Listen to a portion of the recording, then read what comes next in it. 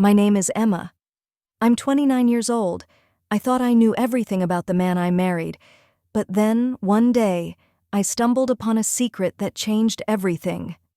They say trust is the foundation of any relationship, right? I thought we had that, until I found her name buried in his phone. Kara. A name I had never heard him mention before. My stomach dropped as I stared at the screen, and 1,000 questions raced through my mind. Who was she? Why was her name hidden under a random emoji? And then it got worse. Much worse. We had been married for 5 years, and our life was ordinary in the best way. Every Saturday morning, we'd go to the farmer's market. He'd always pick up fresh strawberries for me because he knew they were my favorite. Every evening, we'd have dinner together, even if it was just takeout in front of the TV. We laughed, we bickered about the dishes, and we talked about the future. A house, kids, everything. I thought we were happy. I thought I knew him, but looking back, there were signs I missed. Small things that didn't seem important at the time, like how he'd sometimes get a little too defensive if I asked about his past, or how he always seemed to have a perfectly rehearsed answer for any question I asked about his exes. I told myself it didn't matter. We were building a life together. Why dwell on the past? I should have known better. It started with a misplaced phone.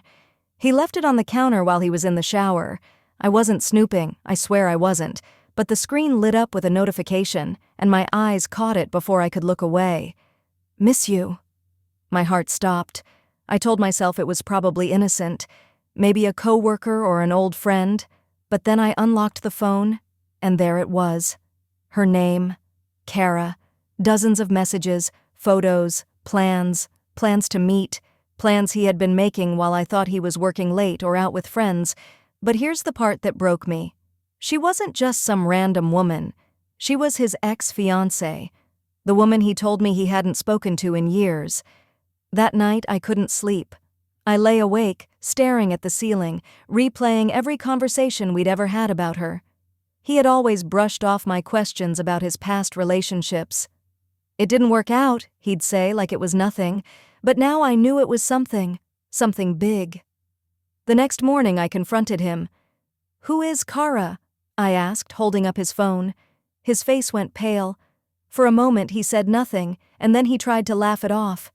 "She's just a friend. You're overreacting." Overreacting. That word made my blood boil. Friends don't send each other "I miss you" texts. Friends don't lie about meeting up. What else are you hiding? He got defensive. "It's not what you think. She's going through a hard time, and I was just being there for her. That's all." But I didn't believe him. How could I?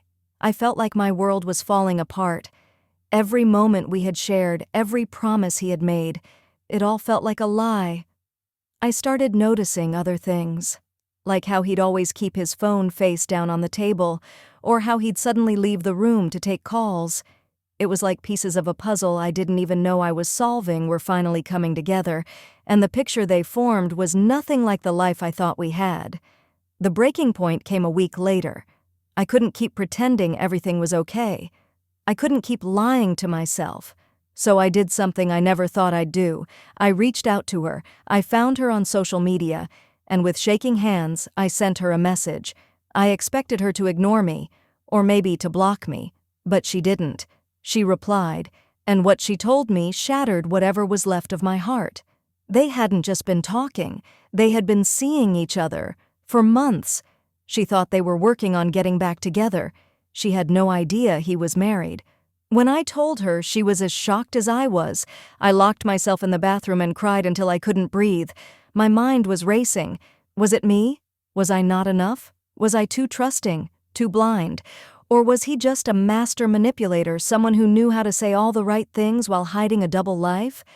I wish I could tell you that I found closure, that I packed my bags and left, or that he begged for forgiveness and we worked things out. But the truth is, I don't know what happens next. I'm still here, trying to figure out what to do, trying to figure out who I am without him, or if I even want to find out.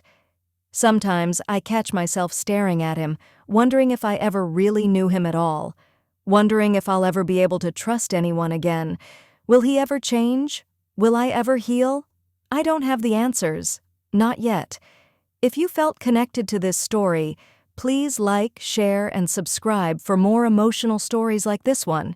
And remember, sometimes the hardest truths lead to the most important questions.